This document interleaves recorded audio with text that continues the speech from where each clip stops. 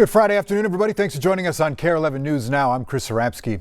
New this afternoon, after an emergency city council meeting in St. Paul, a state of emergency is now extended following last week's cyber attack on the city. Latest update from the mayor, they are working to take systems offline and make them manual again, analog if you will, such as the library systems and payroll so people can get paid. Mayor Kare would not or could not say who was behind the attack, whether there was any ransom demanded, when all city networks will be back up and running, nor even if city employee or public data was stolen. What he did say was that the public was not alerted last Friday when they discovered the attack because they wanted to investigate and secure what they could before going public. Also breaking this afternoon, the Corporation for Public Broadcasting says it is shutting down. Comes after major cuts to federal funding for public media from the White House. Last month, Congress approved a massive bill slashing more than $1 billion from the Corporation for Public Broadcasting that was previously approved. Just hours from now, a major road closure is happening in the North Metro. MnDOT is going to wrap up its mega maintenance project on 694 this weekend. But to do it, they're shutting down more than 6 miles of interstate starting tonight. Check out the map here. Last month, they worked on the westbound lanes, but now the eastbound lanes of 694 will close from Brooklyn Center all the way to Arden Hills. Just after dinner, about 7 o'clock, the ramps are going to start closing down on the eastbound side of 694, that project area. Then the actual roadway itself, you're not going to be able to go on 694 in that area at 10 p.m. tonight. The closures run on the eastbound side of 694 from Shingle Creek Parkway in Brooklyn Center to Snelling Avenue in Arden Hills. So this is going to affect drivers in Fridley, Columbia Heights, New Brighton. If your weekend plans take you around the highway there, this is going to affect you. Eastbound access from the cross streets is also going to be closed off. MnDOT's doing this so that they can restripe pavement there, repair bridge decks, and scrub off graffiti. The project area will reopen by Monday at 5 a.m., so just a couple of days. If you need a look at the detours, here's Cece Gaines. You will need to take an alternate route for that 694 project, so you can detour north on Highway 169, east on Highway 610, and then Highway 10, and then you can hop south on 35W. Meanwhile, just like last weekend in Eden Prairie, both directions of Highway 5 will be closed between Eden Prairie Road and Mitchell Road. So that will start Friday night at 10 p.m. and wrap Monday morning at 5 a.m. The detour that you'll need to take, you can take Highway 41 as well as Highway 212. But remember that traffic is down to one lane in both directions on Highway 212. So that's going to be a really busy stretch. So when you're taking that detour, definitely add more time, or you can take a Flying Cloud Drive.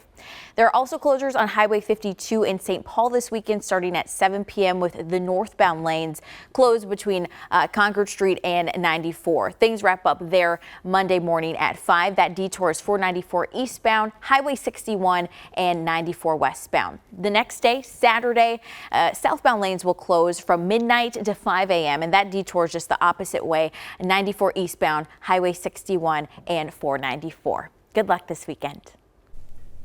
Thank you, Cece. We're going to need it. Hey, heads up if you drive a Ford or a Lincoln, the company is recalling about 300,000 vehicles over potential issue with the brakes. National Traffic Safety Administration said those vehicles that power-assisted brakes can lose power while driving.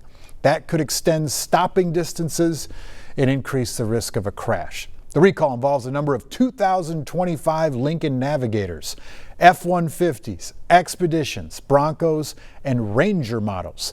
If your vehicle's affected, Ford will let you know this month and fix it for free.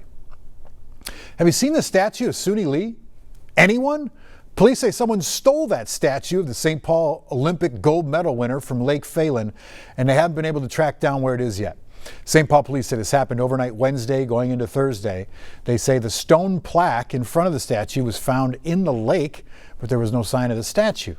Police say there is a police camera in the area, which they're hoping captured whoever committed that crime.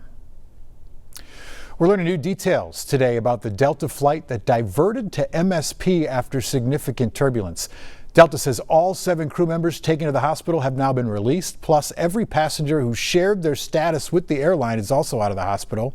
And now we're hearing from those on board. Here's Sammy Salina. This was nothing like we've ever experienced. We really thought that this was going to tear the plane apart. They were on flight 1 of 10 to Africa. Their nonprofit, I Care for Kids, provides free glasses and exams. This leg was supposed to take them from Salt Lake City to Amsterdam. So it was the meal service. It's just starting.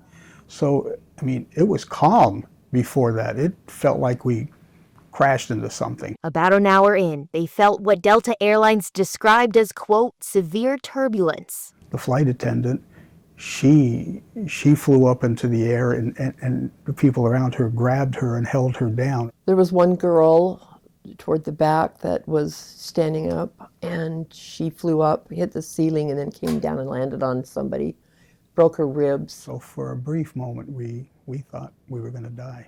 Yes, we did. And we held held hands and looked at each other. Unfathomable experience there. Hey, we also talked with a former National Transportation Safety Board investigator who says that climate change has increased the instances of severe turbulence over the last 10 years.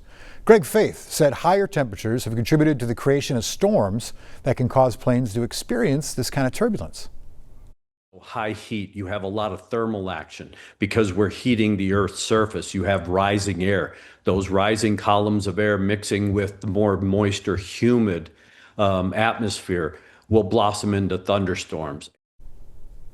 Faith said one of the big questions about Flight 56 will center on whether the flight crew had any warning.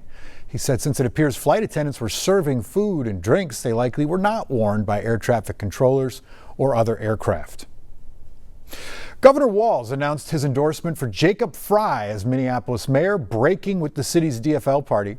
Walz's move comes after Fry lost the local party's endorsement earlier this month. Governor Walz said that Mayor Fry is a partner, quote, I can trust to actually deliver progressive policies that improve people's lives, end quote, praising his work in housing and public safety.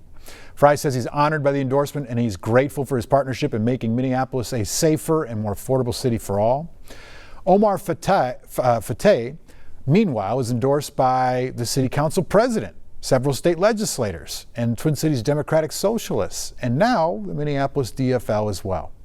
Fry is appealing that Minneapolis DFL endorsement to the state party, claiming that the electronic voting system used by delegates was faulty. Governor Walz addressed the Minneapolis DFL endorsement process last week at an event with Fry marking the reopening of the Stone Arch Bridge. Some of you might know with my history with endorsements, I don't put a lot of time on them. I'm just going to name that out right now. Party does the party work, the rest of us who are there. And I'll just say we'll take a look at everything on that and it will work its way out. I would just say that I have had the privilege of working with Mayor Fry for quite a few years here, and this was another example of that. Since the Minnesota DFL party is settling the endorsement dispute in its Minneapolis branch, the state party has remained neutral in the November mayoral race. Weeks after the devastating shooting of Melissa and Mark Hortman and their dog Gilbert, the community came together to honor them.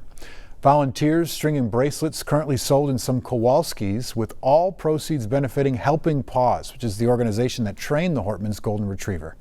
Raya Katene has that story.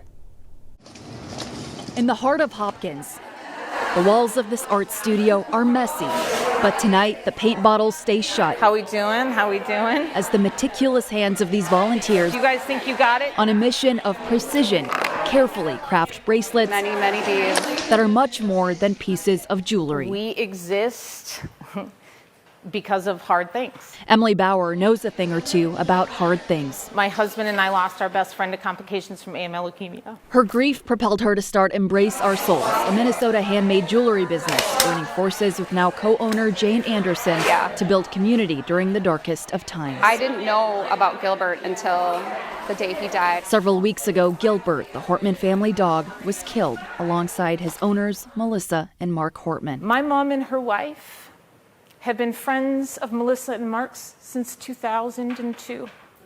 I grew up on the fairway of the 3rd of Edinburgh Golf Course. That is my neighborhood. Rest in power and shine on Gilbert. It's been a spark of light in the darkness for a lot of people. 2 bracelets created in the Hortman's honor, raising money for Helping Paws, an organization training and pairing service dogs and people with physical disabilities. An organization Gilbert was once a part of, and one that Executive Director Elisa Golob knows the Hortmans held close. An outpouring of love. We've heard from thousands and thousands of people around the country. Embrace Our Souls launched its first bracelet fundraiser shortly after the Hortmans murder, raising more than $13,000 for Helping Paws, now working with Kowalski's on a second round of fundraising. And as demand pours in from across the country, these volunteers are coming together to create hundreds of more bracelets. And all of you are sitting here today because of the power of human connection. We tell stories, we share grief, we share joy. Because grief can be messy. It is one thing that all of humanity shares. But maybe embracing it together can help soften the pain. Raya Katene, It's community. KARE 11 News. Looking ahead to mid-August, Helping Paws plans on launching the Hortman Heroes Fund, dedicated to helping cover costs for veterans and first responders getting service dogs. And at the Capitol, the Minnesota House CFL gathered to commemorate the first 10 trees they planted there in honor of late Representative Hortman. The group also left flowers near the trees on the Capitol Mall.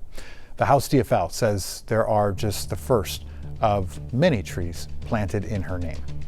Stick with us. We got more news and weather coming up after the break.